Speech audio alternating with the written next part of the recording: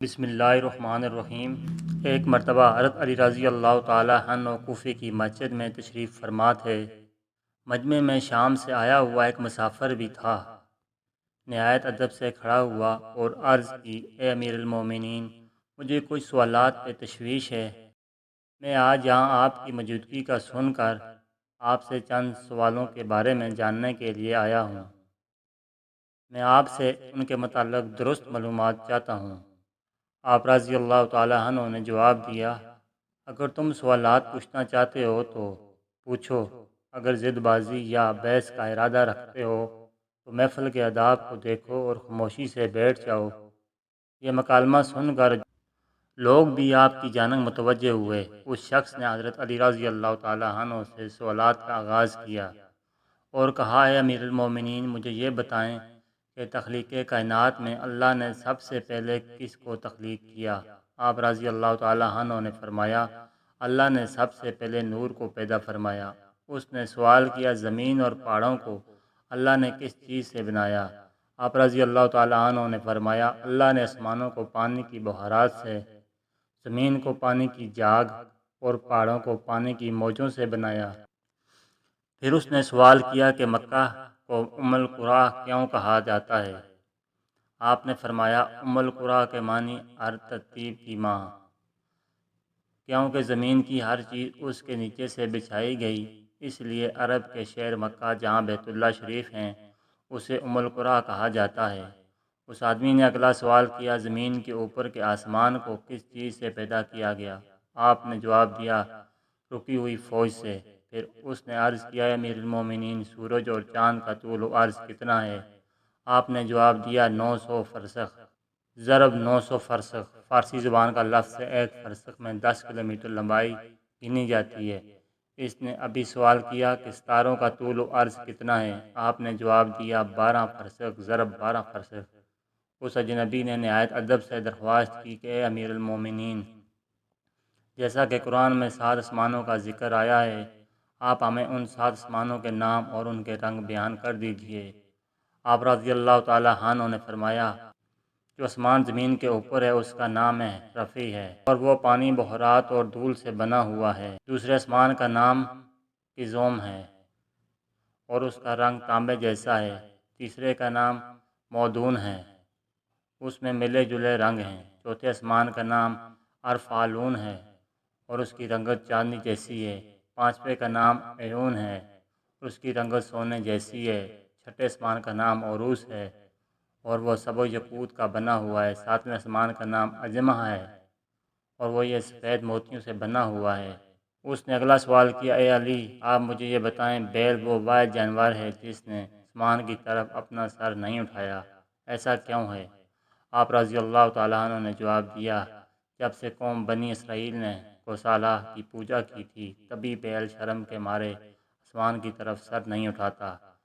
گوسالہ ایک سنہری رنگ کا پتھر یا بچھڑا تھا جسے موسیٰ علیہ السلام کے دور میں سامری جادوگر نے اپنی جادوئی مہارت سے اور حرکت کرنے کی طاقت دی اور موسیٰ علیہ السلام کی غیر موجودگی میں بنی اسرائیل اس بچھڑے کی پوجا کروائی تھی۔ مجمع میں موجود تمام لوگ حضرت علی رضی اللہ تعالیٰ عنہ کی حاضر جوابی اور علمی قابلیت سے بے حد متاثر ہو رہے تھے۔ شام سے آئے ہوئے مسافر نے اگلا سوال پوچھا، اے امیر المومنین، وہ کون سے نبی تھے جنہوں نے ایک ہی وقت میں 2 بہنوں سے شادی کی تھی؟ آپ رضی اللہ تعالیٰ عنہ فرمانے لگے، وہ یعقوب بن اسحاق علیہ السلام تھے۔ انہوں نے ایک ہی دن، ایک ہی وقت میں 2 سکی بہنوں لیلا اور راحیل سے نکاح کیا تھا، لیکن اس کے بعد اللہ نے بھی یک وقت دونوں بہنوں سے نکاح کو اسلام میں حرام قرار دے دیا۔ اس آدمی نے اگلا سوال پوچھا، مد و جزر کیا ہے؟ آپ نے جواب دیا، اللہ نے سمندروں میں ایک فرشتہ مقرر کر رکھا ہے، جب وہ سمندر کے پانی میں اپنا پاؤں رکھتا ہے تو مد پیدا ہوتا ہے، اور جب نکلتا ہے تو جزر، مد و جزر سمندر کے پانی کو خود بخود بلند ہونے اور کم ہونے کے عمل کو کہتے ہیں۔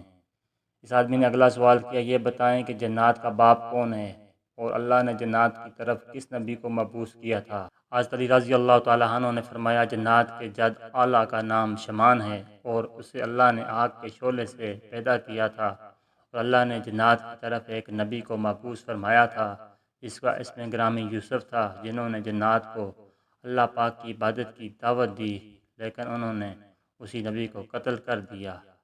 اس شخص نے دوبارہ دریافت کیا کہ ابلیس کا آسمانوں میں کیا نام تھا؟ حضرت علی رضی اللہ تعالیٰ عنہ نے جواب دیا، حارث۔ پھر اس نے پوچھا کہ آدم علیہ السلام کا نام آدم کیوں رکھا گیا اور انہوں نے کتنی عمر پائی؟ آپ رضی اللہ تعالیٰ عنہ نے فرمایا، کیونکہ وہ ملائکہ عدیم الارض یعنی نایاب زمین کی کھال سے بنائے گئے تھے، اسی لیے ان کا نام آدم رکھا اور 900 سال عمر پائی۔ اس نے سوال کیا، میراث میں مرد کے 2 جبکہ عورت کا 1 حصہ رکھا گیا ہے، جبکہ اسلام تو مساوات کا حکم دیتا ہے۔ اب رضی اللہ تعالیٰ عنہ فرمانے لگے، جنت میں حضرت حوا علیہ السلام نے جو گوشہ اٹھایا تھا اس پر گندم کے 3 دانے تھے، انہوں نے خود 1 رکھا جبکہ آدم علیہ السلام کو 2 دیے۔ چونکہ وہ ہمارے جد ہیں اسی لیے اسی نسبت سے وراثت میں مرد کے 2 اور عورت کا 1 حصہ مقرر ہوا۔ اس نے پوچھا، مخدوم کون سے نبی پیدا ہوئے؟ آپ رضی اللہ تعالیٰ عنہ نے فرمایا، اللہ نے آدم علیہ السلام، ان کے بیٹے شیش علیہ السلام، حضرت ادریس علیہ السلام، سان بن نوح علیہ السلام، حضرت داؤد علیہ السلام، حضرت سلیمان علیہ السلام، حضرت لوط علیہ السلام، حضرت اسماعیل علیہ السلام، حضرت موسیٰ علیہ السلام، حضرت عیسیٰ علیہ السلام اور حضرت محمد صلی اللہ علیہ وسلم کو مخدوم پیدا فرمایا۔ اس شخص نے دریافت کیا، روئے ارض پر شعر سب سے پہلے کس نبی نے عرض کیا؟ آپ رضی اللہ تعالیٰ عنہ نے جواب دیا، حضرت آدم علیہ السلام نے۔ جب حضرت آدم علیہ السلام زمین پر اتارے گئے اور انہوں نے ہر طرف زمین کی خاک اور وسط اور ہوا کو دیکھا، اور پھر جب شیطان کے وسوسے کی وجہ سے قابیل نے ابیل کو قتل کیا تو آدم علیہ السلام نے شدید غم میں یہ اشعار کہے، جن کا ترجمہ ہے، اور ان کے رہنے والے بدل گئے اور زمین کا چہرہ خراب اور گرد آلود ہو چکا ہے، رنگ ذائقہ رکھنے والی چیز بدل گئی اور سورج چہرے کی بشاشت ماند پڑ گئی۔ میں اپنے طورویات کو باعث غم سمجھتا ہوں، اور کیا زندگی کے خاتمے کی وجہ سے مجھے چین مل سکے گا؟ میں آنسو آخر کیوں نہ بہوں؟ حابیل قبر میں دفن ہو چکا اور قابیل نے اپنے بھائی کو قتل کر دیا، ہائے غم و حسد، سانولا سلونا بیٹا گم ہو گیا۔ یہ بات سن کر سبھی حاضرین خاموش ہو گئے۔ پھر وہ شام کا شخص پھر بولا، امیر المومنین، حضرت آدم علیہ السلام جنت سے نکالے جانے کے غم میں کتنے عرصے روئے؟ آپ رضی اللہ تعالیٰ عنہ نے فرمایا، 100 سال تک روتے رہے۔ شخص نے پھر سوال کیا، کفر کی ابتدا کس نے کی اور شامی شخص کا پہلا کفر کس نے کیا؟ آپ رضی اللہ تعالیٰ عنہ نے جواب دیا، کفر کی ابتدا ابلیس سے ہوئی اور وہی کائنات کا پہلا کافر ہے۔